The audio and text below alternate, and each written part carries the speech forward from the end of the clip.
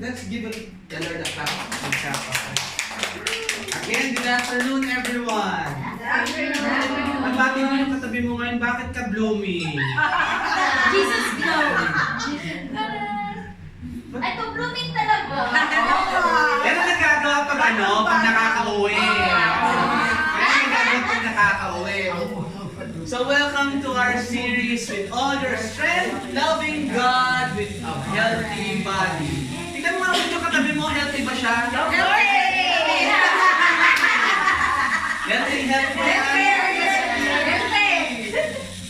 Today we'll be talking about sleep is an act of worship. Guilty na ako agad. Guilty na ako agad. Sinag ko sa'yo. Sino dito mahilig matulog? Taas ang kamay. Barbie!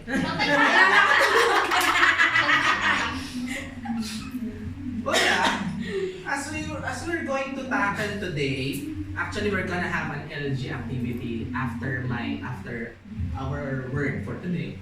Pero malalaman natin why is sleep essential sa mga buhay-buhay natin. Sino ba dito yung considered as night owl? Ako talaga. Night owl. Mga night owl kayo? Why? Where kami to be? No choice. Hindi naman sa hindi naman sa walang choice. Kunyari, pag may choice ka, night owl ka pa rin ba? Ay, Huh? binge watch. Ako, night out ako sa Mahirap yan. Pero what we're gonna tackle it today as we pray our favorite prayer here at the feast. In the name of the Father, the Son, the Holy Spirit, amen. Today, I receive all of God's love for me. Today, I open myself to the unbounded, limitless, overflowing abundance of God's universe. Today, I open myself to God's blessings, healing, and miracles. Today, I open myself to God's word so that I become more like Jesus every day. Today, I proclaim that I'm God's beloved, I am God's servant, I am God's powerful champion, and because I am blessed, I am blessing the world. In Jesus' name, amen. Let's honor the word of God. Thy word is the lamp unto my feet, and the light unto my path. As you can see, our key verse for today comes from the book of Psalms as we read, unless the Lord builds the house, the builders labor in vain. Unless the Lord watches over the city, the guards stand watch in vain. In vain you rise early and stay up late, toiling for food to eat, for the grass sleep to those who love. Isipin nyo na lang. You're about to sleep na. Kailangan nyo daw ng tulog. Sino dito eto na lang, kagabi lang. Sino dito nakatulog ng 7 hours? 7 hours or more? Nakatulog din ako kagabi. 7 hours less. Ako. Why I ask? Kasi pag tulog ba tayo, ano nararamdaman natin? Wala, di ba? Wala. Like our key message for today, we have to trust our faith. Maybe we'll discuss it further later. Papaupoy ko muna kayo. Thy word is the lamp unto my feet and the light unto my path. Sige, relax muna. Bakit kaya naging ang ating key message is trust your watcher?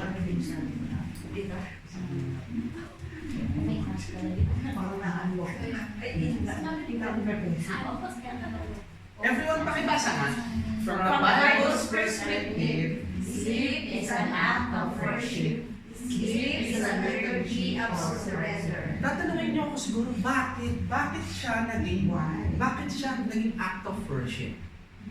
Question, sino dito yung medyo control freak?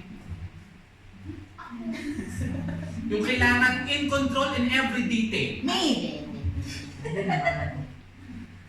Minsan kasi tayo, we go out of bounds. I mean, to the levels of, sorry for the term, OA.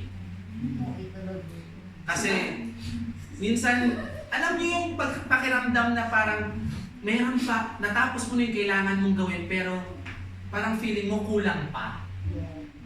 So, you extend. Minsan kasi sa buhay natin, hindi tayo marunong magpahinga eh.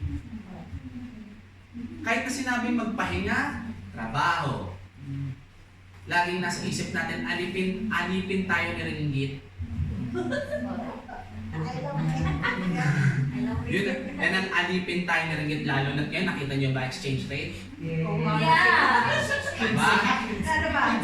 Almost. Almost 15. 14.7 ang huli kong check. Malapit na, malapit na. Yay for us, too bad for our country. Yun lang ngayon. Okay lang tayo, upload naman tayo. Papunta na naman dito ang pera na. I'm going to give you 4 reasons kung bakit siya sleep is a liturgical surrender. Reason 1. Your first act of the day is to God rest. Alam nyo ba na in the Bible, the start of the day is the sunset. That's why in our faith we have this so-called sunset mass. That's why it's counted pa rin siya as attending for the day of obligation kasi the day starts in our faith sunset. Di ba yung mga nagsisimba ng Sabado ng hapon yan? Kaya pala sunset mass. That's why it's called sunset mass because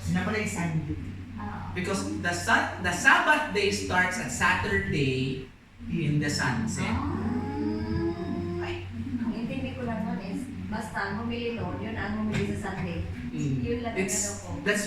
That's why the church have this sunset masses because we already started the Sabbath during Saturday sunset. So yun ang explanation doon. So, what do we usually do during the sunset?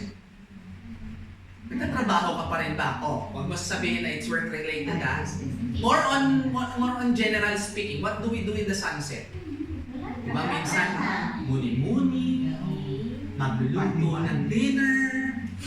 Because the sunset starts, when the sunset starts, is the start of our rest. Wala ka na dapat ibang iniisip. Nung ancient times, sa panahon ng mga Hudyo, pagdating ng hapon ng Sabbath, ng the day before the Sabbath, ni paglipat ng kanilang mga, alam mo yung mga banig nila, it's considered sin. It's considered sin kasi why? Because we're doing work. Yun nga lang mangapit bahay ka eh. Naglawa pa ako kanina, bitch. Mangapit bahay ka nga lang, it's considered work. Because when you talk about rest, you have to be in your own domicile, sa iyong sarili mong bahay, you're doing nothing. Not doing nothing, not being lazy, but doing something for yourself that considered as worship. Okay, Lord. Sabi nga our first act of the day is not to toil but to trust. During the sunset we rest, then by the night we sleep. By the morning, anong ginagawa natin? Ano iniisip na kagad natin? Mabangon ka. But then again, when you rest, when you sleep, it's also a form of trust. Diba tinanong ko kayo kanina, pag natutulog ba kayo ng pakiramdam? Wala. But there is someone who is acting on the background while you sleep. Someone who is not sleeping, someone is always there to do kung ano man ang kailangan mo sa buhay. Kilala naman natin kung sino yun. And that's the Father itself. When we wake up, we join what God has been working on.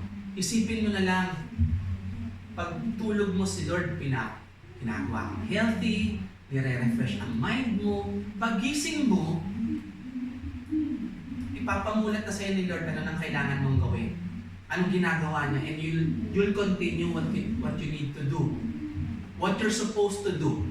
Sino dito ang mga mga matikuloso sa bahay?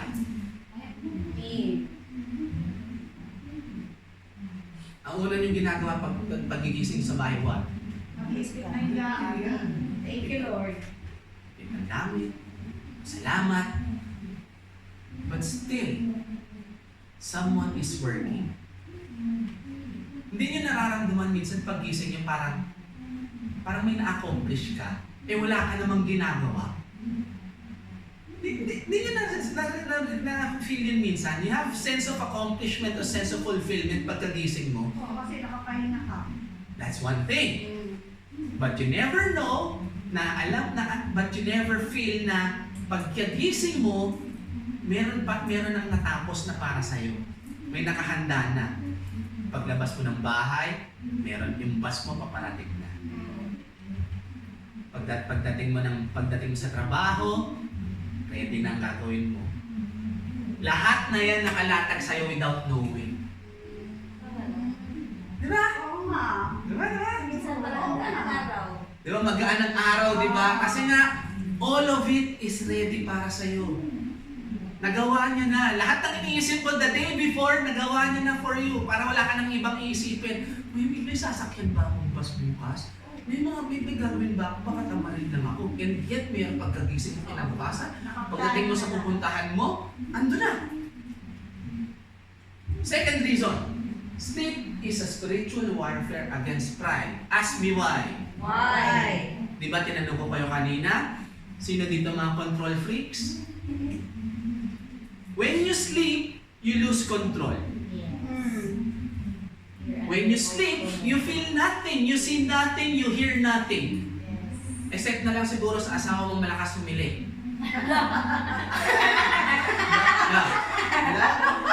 Parang ikaw lang may asawa dito eh. Sorry. Puro mga single na. Diba? Ayun. Except na lang pag nagising kayo, may katabi kayo. Why is a spiritual warfare against pride? Because pag gising ka, pag pinipilit mong magising, you're trying to control. You're trying to control the uncontrollable. But then again, there is someone that's controlling it without you even knowing. Sleep is a form of surrender to pride. Surrender to fight against pride. Kasi alam mong, wala na akong magagawa. Nagawa ko na kailangan kong gawin. Hayaan ko na lang gumalaw si Lord. Sabi nga ng motto ko for the year, letting go and letting God. To refuse to sleep is trying to be God, who is the only one who never neither slumber nor sleep. Bakit? Lahat na tayo, binabantayan niya tayo eh. You have all unique needs. Lahat tayo may kanya-kanyang pangailangan, and yet, He's still there to answer, to plan everything, to lay down your agenda for the next coming day. Reason 3, you're not the watchman of your life. Meron ba ditong binabantayan niya ang sarili niya? Question na. Isang mabilis na question na. Nababantayan mo ba sarili mo? Nag-iingat lang siguro. Pero pag tulog ka, nababantayan mo ba sarili mo? No, you're not. You're vulnerable. And yet, there is someone who's watching over you. That's your watchman. Sabi nga kanina sa ating fever. Unless the Lord builds the house, the builders labor in vain. Unless the Lord watches over the city, the guards stand and watch in vain. In vain you rise early and stay up late, toiling for food to eat, for He grants sleep for those He loves. Mahal ba tayo ni Lord sa tingin niyo? Yes or no? Yes. Yung katabi mo ba mahal ni Lord yan? Yes or no? Kaya tayo binibigyan ng sleep ni Lord kasi mahal niya tayo. Kaya niya tayo mahal dahil nagpapahinga tayo. Again, I cannot stress this enough. Sleeping and resting is a form of surrender. When you surrender, you're giving your full trust, your full-hearted trust to Him. Kasi even though na alam mo lang, may pinag-iisip ka. Napaka-ironic ito. Ito, share ko lang kayo ng umaga. Pag-gising ko, sabi ko kay Mami Ensen, Mami, hindi ako nakatulog. When I finish all the things that I have to prepare sa feast, I finish around 2. Nakatulog ako mga 3. Nagising ako ng 4. Then nagising ako ng 5. Nagigising, ewan kung bakit nagigising ko na parang may umuupo sa dibdib ko. Iba yata yung sa'yo, brother. Iba yung matchman mo. Napaka-ironic nga kasi nga, we're talking about resting and sleeping, and yet the one who gives you the talk today, walang tulog. Walang masyadong tulog. Siguro nga. Jollibee na yan. Hindi, ano daw yan? Ano tayo ng kalaban eh? Napaka-galing ng kalaban. Alam niya, pag-uusapan natin today, yun ang pinapa-experience niya sa akin. Diba? Yan eh. Kaya hindi na kailangan, minsan we have to stand guard sometimes eh. But, we have to pray this. Lord, I'm going off duty. You are my watchman. You are taking care of me. Minsan kasi sa buhay natin, nakakalimot talaga tayo. Again, malilimutin na tayo kahit anong edad pa natin. Kahit nasa batch tayo ni nila Jana, nila Barbie, kanya-kanyang stages ng buhay natin. Lahat tayo malilimutin. Anong batch yung tama sa spirit parang sa'yo? Ikaw ang magano nila. Diba? Nakatangtanda. Sometimes kasi mga kapatid, kahit anong edad pa tayo, napaka-malilimutin natin, lalo na pagdating sa Diyos. But we have to say that we have to trust Him every day. Thank you, Lord, nandiyan ka. Thank you, Lord, you're still here. Thank you, Lord, I trust you, I give it my all. Kaya nga, alam ni Mami Ansel to, every night before I sleep, 2 lines lang ang 2 lines lang ang prayer ko. Thank you, Lord, thy will be done. Then I sleep. Ano yun? Magaan sa pakiramdam yun para makatulog. It's like meditation for me. Gawin mo siya every day, mas magaan ang tulog. Try.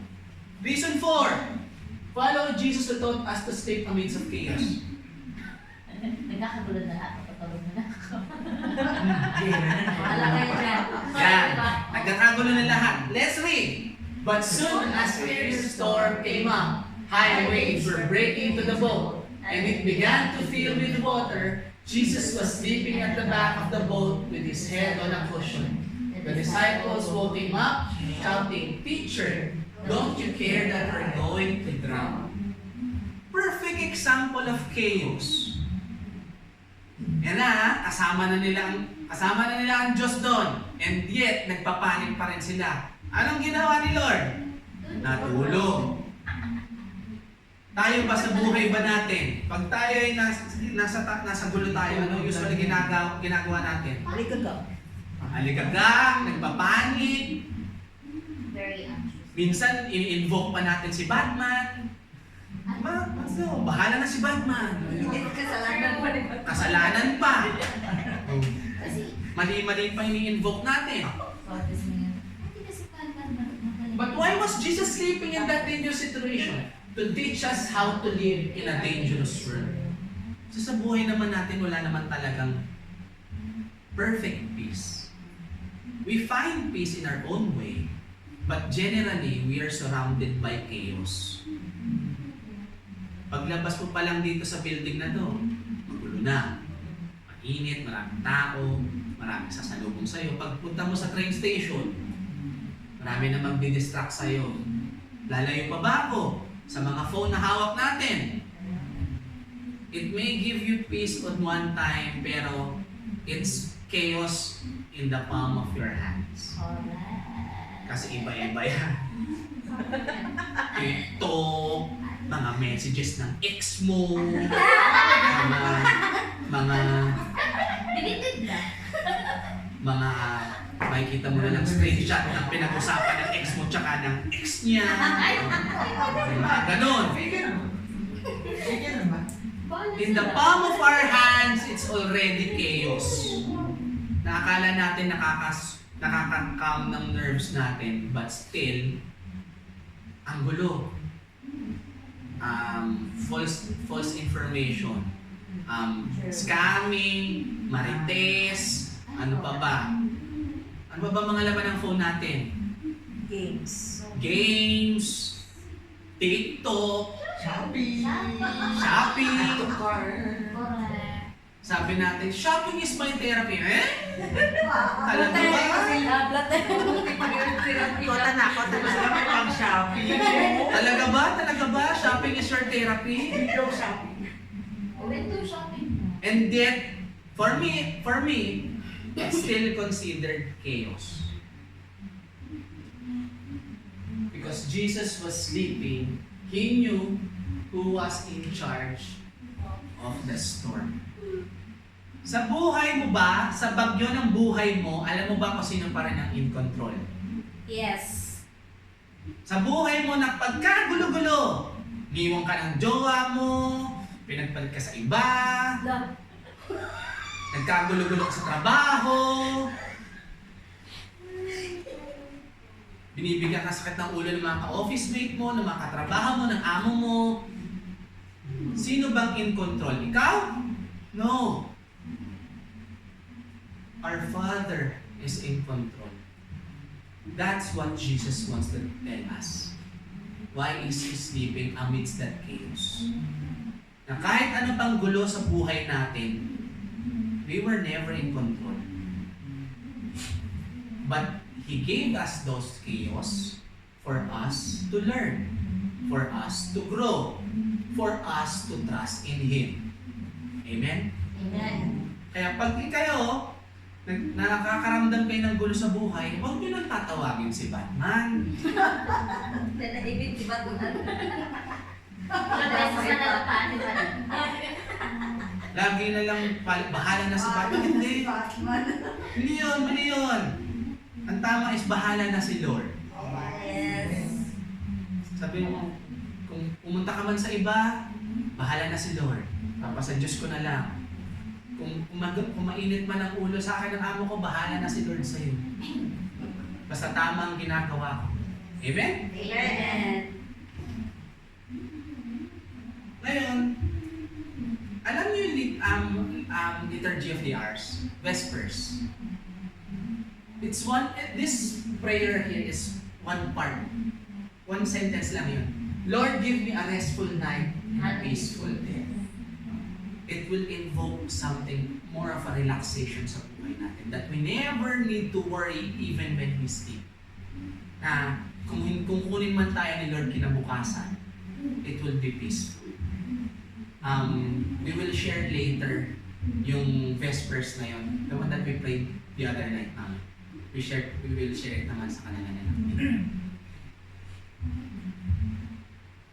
Your watchman gave his life for you on a cross. Your watchman rose from the dead for you. So every day mga kapatid, when you get lost or if you want rest, alalahanin niyo that cross is always there to see you through. Okay? Minsan kasi talaga na-overwhelm tayo ng problems, na-overwhelm tayo ng gulo sa buhay natin. Minsan nagkakaroon tayo, ang tawag mo mami, blinders, no?